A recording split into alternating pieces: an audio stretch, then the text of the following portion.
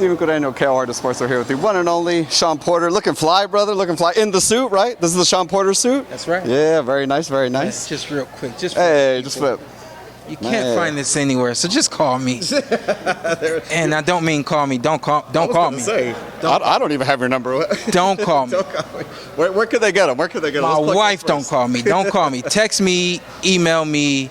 Shawn Porter Suits on Instagram, and I think it's SP Suits on Twitter. That's how you get in touch with us and make the magic happen. It sounds like a good sponsor for my channel, bro. I got you. I actually do. I got you. Appreciate it. Yeah. Man, let's get into some boxing stuff, man. I know you've talked about it on your podcast.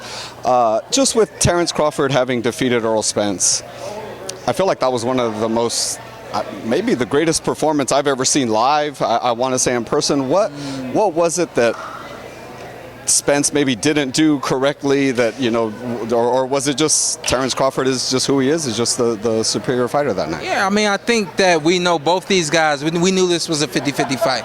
Obviously, it didn't show as much, but one thing we didn't know was that even from a standpoint of preparation, it's 50-50. Who trains the best? Who game plans the best? Who's got the best corner? I honestly think that ultimately it came down to Terence looking and seeing what he saw.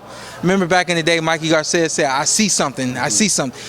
Terence showed that he saw something, and he was able to connect those dots and solve the puzzle. That's a hell of a puzzle. Errol Spence has always been a hell of a puzzle to get with.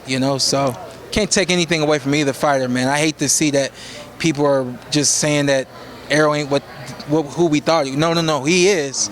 That guy just was greater that night, That's what I was going to get to next. I mean, you hear guys like Stephen A. Smith calling for him to retire. I mean, it's only his first loss ever. The man's like unified champion, and got beat by a generational talent. I don't know. What do you think about that? I don't know. I think, in the moment, there's a lot of emotion and things like that. And then even for Stephen A., he is a man that his job depends on his emotion. This is who he is, Right. And so it depends on his emotion. So he's one of those guys that won't leave the fight and leave that emotion in the room. You know what I mean? I went home, we sat down, and we talked for 2-3 hours about the fight and all that kind of stuff. But we sat down and we had a general conversation, So I think that if you remove emotion from everything that night and all that kind of stuff, you do see that, hey, that was his first loss.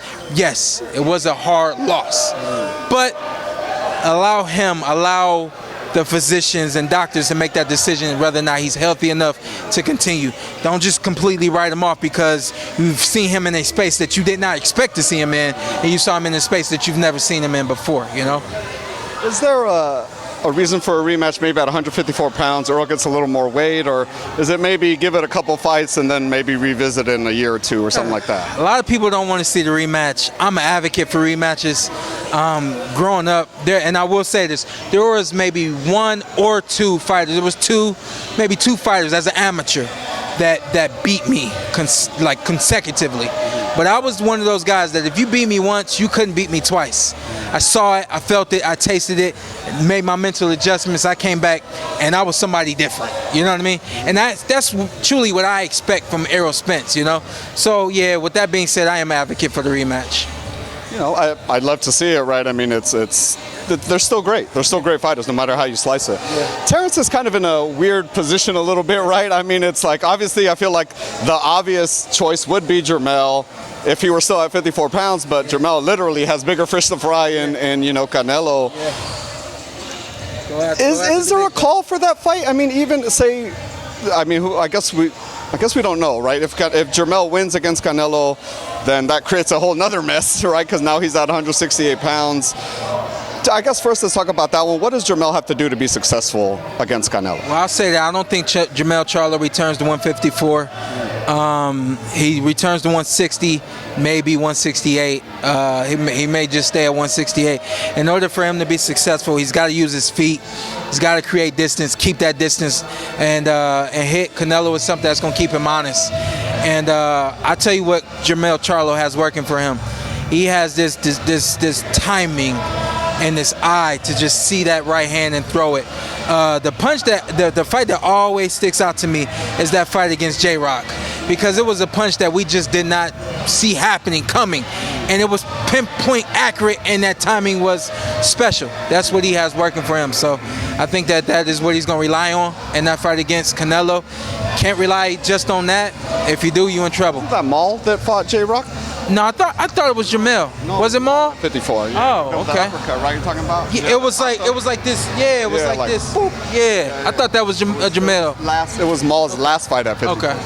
Okay. Right. Well, I mean, nonetheless, we have seen Jamel, excuse me, do the exact same thing. You know, land a right hand out of nowhere and end a fight. You know, and so, but my thing is, you can't rely just on that. Definitely. Just one of the last ones I want to get to, as I feel like one of the last people to defeat Usyk ever in the amateurs, because you did beat Usyk in the amateurs. Obviously, He want to go, didn't he? He did. He did want to go. That's what I'm saying. I feel like you got the last victory ever. I should talk to him about that. We don't know who the last person to beat. I mean, maybe. We don't know. I'm starting a rumor, but we'll see. Yeah. Just let's talk about that fight, man. Usyk and Fury, if they happen to get it together, who do you think kind of comes out on top on that? That's a tough fight for Fury, and I think that's why I don't think Fury wants that. I think that honestly I do. I think that Fury's really got to get ready for this one, and not to say that he doesn't get ready for the fights. Not to say he doesn't, he's not ready. And I just think that that fight's going to command a lot more than. Like mentally, maybe? Just for an example, Deontay Wilder. D ain't moving all over the place, and D ain't throwing 40, 50 punches around, and kind of the list goes on. He's not left-handed. Yeah, and I just think there's a lot to get ready for, and I personally, I don't think that Fury wants to. And I will also defend that by saying I don't think he needs to. But I think that Fury has earned that position to fight who he wants to fight, when he wants to fight, for however much money he wants to fight him for. He's doing it. And he's doing it. Is what it is. Yeah. The Porter Way podcast. Catch it on all the social media platforms. Shawn, thank you very much, brother. Appreciate you, man. As always. Oh, we missed that. We missed that up. That was something new. Y'all ain't know nothing about that. It's a secret handshake. We're still figuring it out. Appreciate you, brother. Thank you.